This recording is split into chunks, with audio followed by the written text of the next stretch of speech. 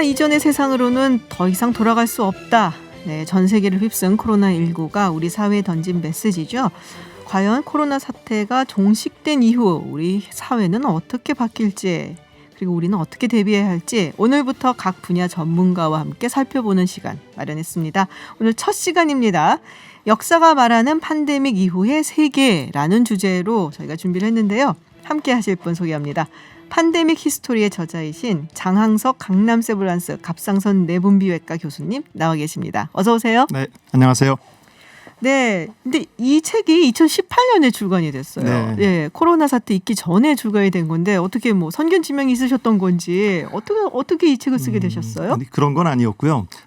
원래 이제 제가 그 메르스 사태 때 있었던 일들을 경험하게 되면서 이런 한 질병이 한 사회를 이렇게까지 흔들 수 있구나라고 생각을 하게 됐어요. 그러면서 역사 중에도 이런 장면들이 많을 것 같다 그 생각하고 이제 자료들을 모아봤습니다. 그래서 네네. 참 재밌더라고요. 그래서 글을 쓰게 됐는데 그때 당시에는 이제 책을 냈을 때 도대체 이게 무슨 소리냐라는 사람들이 많았어요. 네. 이제는 많은 사람들이 알아볼 수 있는 그런 상황이 됐죠.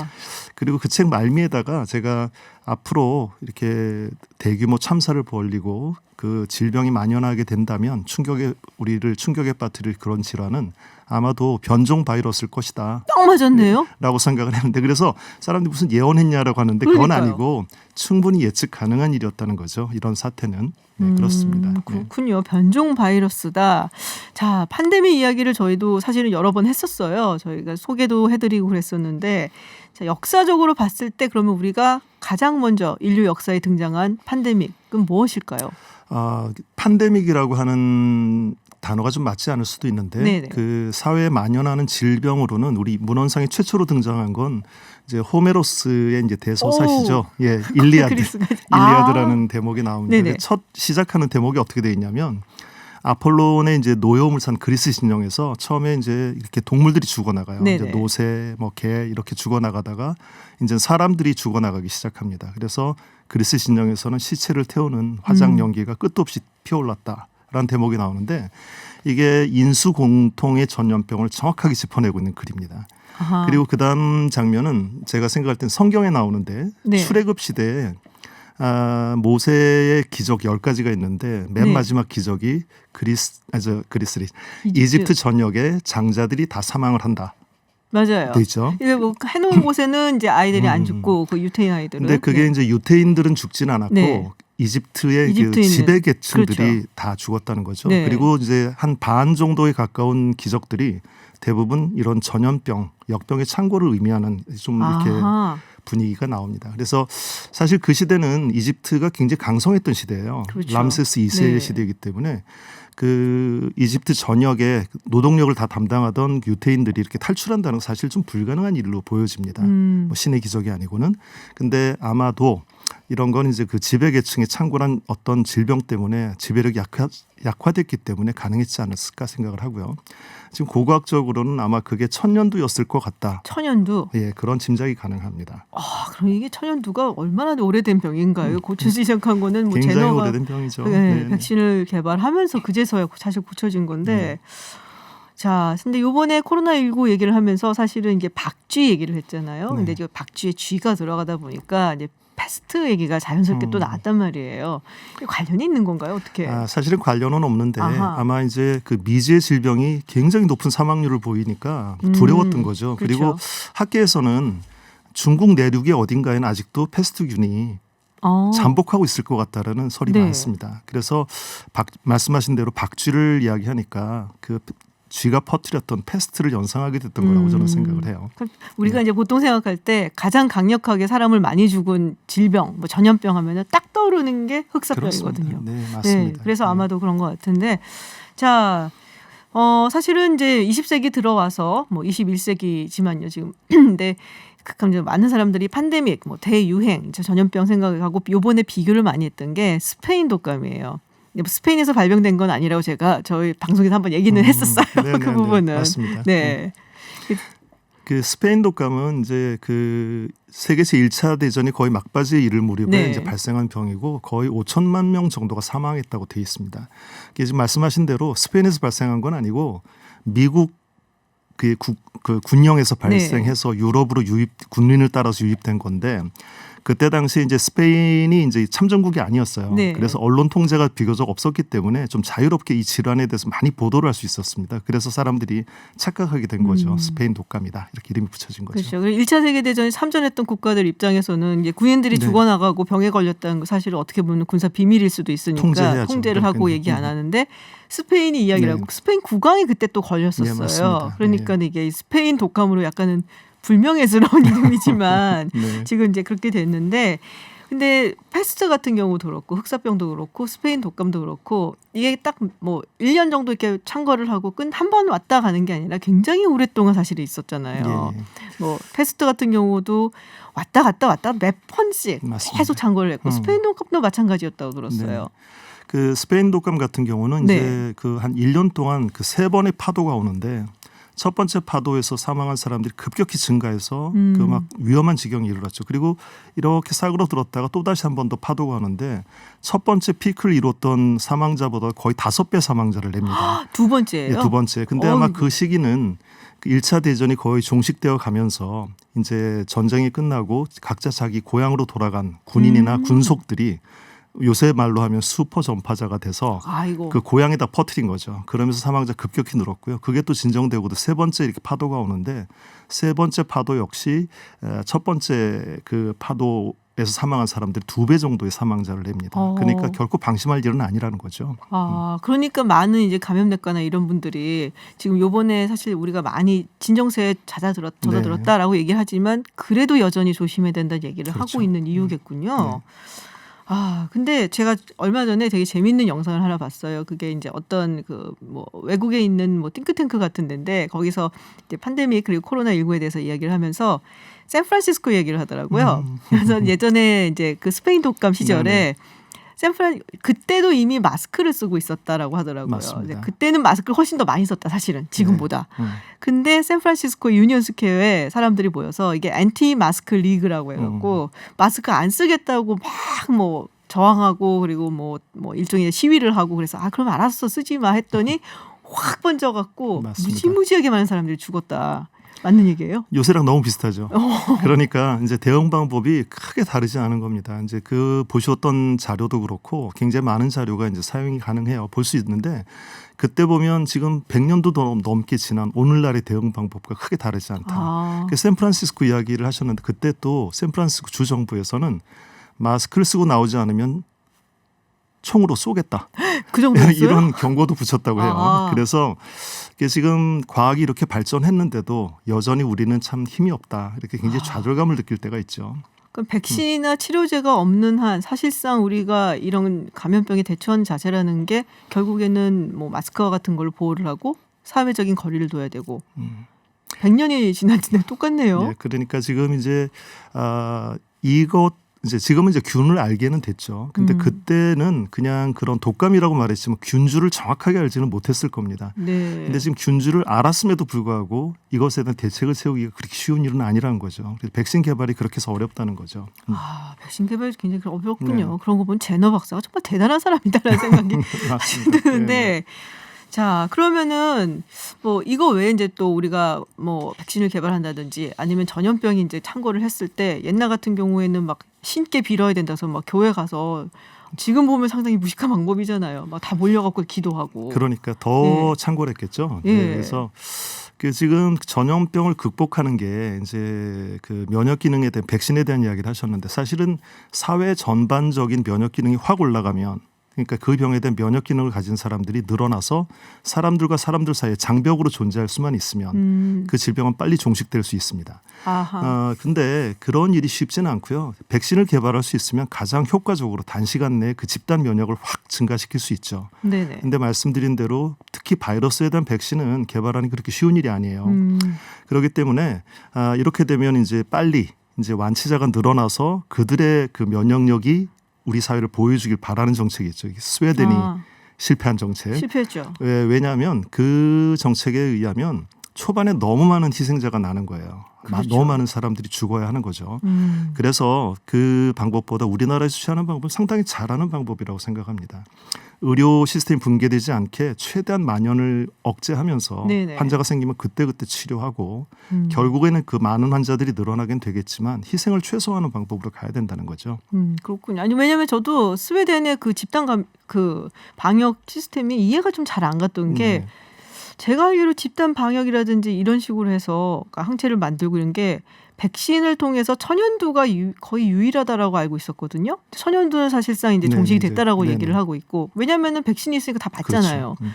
근데 이 스웨덴 방식이 성공을 하려면 그래도 한 60~70%가 걸려야 된다는 얘기인데 그렇죠. 그러면은 걸린 사람들 중에 뭐 사망자도 나올 테고 이거 어떻게 하겠다는 거지? 아마 그랬거든요. 이제 처음 생각은 어차피 다 걸릴 것이다. 가정이. 아, 두 번째는 이 병은 그렇게 치사율이 높지 않다 그래서 약간 얕잡아 본 것 같아요. 아, 그래서 그런 생각이 가능했을 것 같고 뭐 예를 들어 그 우리가 메르스처럼 사망률이 높은 질환에서 절대로 그렇게 쓰면 안 되는 거죠.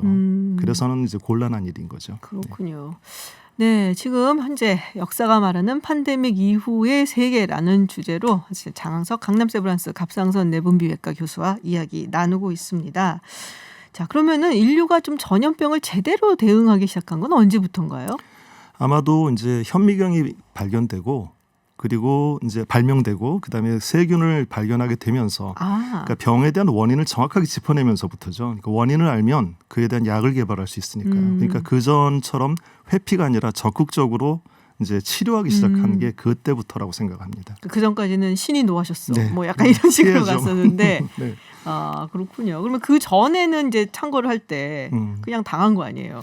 아무래도 이제 그 피하는 방법밖에 없다고 네. 생각을 해서 우리가 아는 그 검역이라는 네네. 영어 단어가 쿼런틴이라고 하잖아요. 쿼런틴, 이제 그게 쿼런틴은 40을 뜻하는 이탈리아어에서 나온 말이잖아요. 아시다시피 그 40이란 말은 뭐 모세의 출애굽기에도 또 나옵니다. 거기에도 그 환자가 발생하면 그분 중에 40일을 격리한다라는 제도가 있었고요. 40이라는 숫자는 그 과거부터 그 급성 질환과 만성 질환을 이게 경계짓는 아, 40일이 지나면 만성이 이제 되는 만성 질환이다라고 하는 거죠. 그래서 지중해 이렇게 그 유명한 항구들 특히 뭐 베네치아 같은 항구들에서는 네네. 옛날부터 배가 들어오면 입항을 바로 시키지 않고 해상에서 40일을 머물게 했어요. 그 일본이 그러니까 예 맞습니다. 그런 식이죠. 40일을 머물게 해서 거기서 그럼 질병이 있으면 죽을 사람은 그때 다 죽고 아, 살아 있으면 병이 없는 거고 이래서 아, 하여튼 무식한 방법이긴 합니다. 그러네요. 근데 그나마 그래서 창궐을 좀 막을 수 있었다는 거죠. 그 당시엔 할 수 있는 가장 적극적인 방법이 그런 격리였을 겁니다. 그렇군요.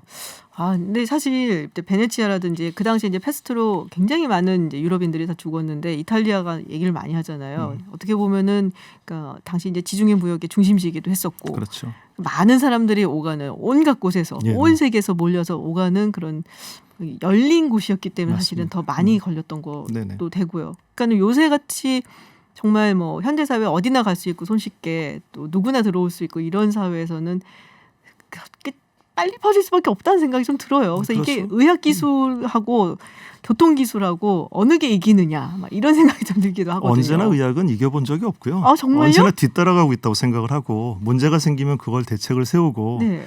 아마 첫 번째 벌어진 일을 미연에 막은 적은 별로 없습니다. 이제 앞으로는 개선돼야 될 게 그런 예측하고 방어할 수 있는 시스템을 만들어내는 게 의학계의 숙제입니다. 의학이 완치할 수 있는 게 몇 개인가요? 기장이. 정말 몇 개가 없죠. 그래서 그러니까 균을 정확하게 아는 네. 뭐 예를 들어 박테리아 같은 것들은 이제 항생제를 개발하면서 많이들 고쳐왔는데 그나마도 내성균이 발생하기 시작하면서 그나마도 조금씩 어려워지고는 있어요. 아, 그래서 아직은 그 조금 더 발전해야 된다고 저는 생각합니다. 그렇군요. 자, 이제 포스트 팬데믹, 그러니까 이 코로나 이후에 어떤 사회가 될까 이게 굉장히 화두예요. 그래서 뭐 저 같은 경우도 많은 사람들이 물어보거든요. 네. 이제 코로나 지나간 다음에 국제 정세는 어떻게 될 거냐, 미국은 어떻게 될 거냐 물어보는데 이렇게 역사적으로 봤을 때도 이제 뭐 이런 전염병 창궐하고 난 다음에 휩쓸고 지나가면은 꼭 뭐가 바뀌긴 해요. 네. 네. 아마 지금 뭐 많은 사람들이 이야기를 하죠. 이 코로나 이후의 세계는 이전의 세계와는 완전히 다를 것이다. 네. 이야기를 합니다. 많은 시스템이 변할 거라고 생각을 하고요. 뭐 이제 발표되거나 이렇게 많이들 이야기되는 내용은 지금 이렇게 이제 많은 정보들이 모여서 협심해서 이렇게 코로나를 이겨나가려고 노력을 하는데 그 와중에 개인의 정보들이 무차별 노출이 되고요. 방어되는 게 하나도 없고 그러면서 그 정보를 핸들링하는 기관, 말하자면 정부나 이런 기관에 의해서 감시 체제로 변할 수 있고 뭐 전체주의적 네. 사고 이렇게 전환이 될 수 있다. 그런 우려가 있고요. 또 한 가지는 이렇게 격리 그리고 서로 이렇게 좀 회피를 강조하다 보니까 국가 간 그리고 민족 간에 그 격리가 이루어지고 이제 고립이 될 수가 있다는 거죠. 서로가 서로 고립되는 그런 우려들이 있는데 아마도 이후의 세계는 이제 그 전에는 아마 이런 일들이 충분히 가능했을 것 같은데 이제 앞으로의 시대에는 우리가 이제 시민 의식이 이렇게 발전했잖아요. 그래서 발전된 의식으로 이제 우리 스스로 자유의지로 그 미래 세상을 개척하고 결정하고 발전시켜 나가야 된다고 저는 생각을 합니다. 그렇군요. 근데 역사적으로 봤을 때 이제 뭐 많은 사람이 죽었기 때문에 흥미롭다 말하기 좀 그렇지만 그런 얘기 많이 하거든요. 예를 들면 흑사병 같은 경우에는 그게 워낙에 많은 유럽 인구를 사망시키고 그래서 특히나 이제 노동력이 사라지는 바람에 이 노동력의 가치가 올라가서 좀 저소득계층이라고 하면 그 당시에는 저소득이 아니니까 이제 노동자들이 사실상 돈을 좀 더 많이 벌게 됐다. 네. 그래서 불평등이 살짝 조절되는 그런 효과가 있었다고 하거든요. 네, 맞습니다. 근데 그리고 또 뭐 전쟁의 그 승패가 갈리는 경우도 있었고 네네. 그런 경우도 있잖아요, 역사적으로. 뭐 전쟁의 승패도 그렇고 지금 말씀하신 대로 그 농노에 불과하던 네. 사람들의 그 인식이 바뀐 거예요. 나도 중요한 사람이구나. 사람으로서의 가치가 있구나라고 생각하면서 이제 르네상스를 맞고 이제 근현대로 발전해 오는 거죠. 그리고 이제 역사적으로 이제 굉장히 결정적인 변화를 질병 때문에 맞게 되기도 했는데 저는 그리스 문명이 몰락하게 된 계기를 결정적인 장면이라고 생각을 해요. 아시는 것처럼 이제 페르시아와의 긴 전쟁을 거치고 나서 그리스는 이제 아테네를 중심으로 정말 그 문명의 문명을 꽃피웁니다. 이제 절정기에 이르르죠. 근데 그 과정에서 이제 전행을 휘두르던 그 아테네에 이제 반대하는 세력이 펠로폰네소스 동맹을 일으켜서 전쟁을 일으키죠. 그게 스파르타 중심으로. 네. 그렇죠. 스파르타가 이제 중심이 됐던 그 전쟁이 10년 전쟁이라고 표현하기도 해요. 근데 10년 전쟁이라고 하긴 하지만 1년 안에 거의 결판이 났습니다. 이제 그때 당시에 이제 아테네에 퍼진 역병 때문에 아테네 인구의 4분의 1 이상이 죽었고요. 중요한 사람이 죽었죠. 페리클레스가 또 죽었죠. 그러면서 이제 지도자를 잃고 뭐 1년 만에 거의 몰락했다고 보는데요. 그 이후에 이제 스파르타에 이제 아테네가 굴복하면서 그리스 전역의 문명이라는 게 이제 쇠퇴하기 시작을 했죠. 그래서 그리스는 그 이후에 다시 문명사의 주역으로 나타나지 못하는 거죠. 그렇게 된 것도 아마 결정적인 장면이라고 생각을 합니다. 그렇군요. 그런 역병도 있잖아요. 그 유스티니아누스 황제 역병. 거기 엄청나게 많은 사람이 죽고 맞습니다. 그랬다고 들었는데. 그 유스티니아누스 황제는 그 동서 로마로 갈렸던 로마 제국을 다시 한번 통일한 사람이죠. 그러니까요. 근데 사실은 그 통일을 하기 위해서 벌린 전쟁 때문에 다시 유스티니아누스 그 역병이라고 이름 지어진 그 역병이 창궐하게 되죠. 그게 빨리 이제 더 빠른 시간 내에 로마의 멸망을 재촉했다. 이렇게 받아들이기도 합니다. 근데 지금이야 워낙에 교통 이런 게 발전을 해서 뭐 비행기 타고 발전하고 하는데 옛날 같은 경우는 사실은 좀 오래 걸리잖아요. 네네. 저도 사실 이 코로나19 이후에 너무 이제 관심이 생겨갖고 패스트 같은 경우는 어떻게 이게 왔는가 상당히 시간이 오래 걸렸어요. 사실은 올 때까지. 네, 그 어떤 식으로 고대 로마 이럴 때는 이게 터졌는지도 궁금한데요. 그러니까 이제 보통은 옛날에는 이게 그 뭐 실크로드를 오가는 대상들을 생각을 하면 굉장히 오래 걸리잖아요, 말씀대로. 그러니까 질병 있는 사람들이 딴 사회에 가서 질병을 옮기기에 역부족이었던 거예요. 가는 길에서 다 죽는 거죠. 그러니까 건강한 사람들만 가니까. 근데 이제 로마가 이제 세계 제국을 이렇게 그 건설하면서 로마가 뭐 그러니까 중앙 집권을 유지하기 위해서 그 영역 전체에 다 길을 닦았죠. 그 발달된 길을 통해서 사실은 사람들이나 물자만 왔다 갔다 한 게 아닌 거죠. 질병도 같이 유입되고 서로 소통된 거예요. 그러면서 진정한 의미의 팬데믹, 세계적인 창궐은 그 시대부터 가능해집니다.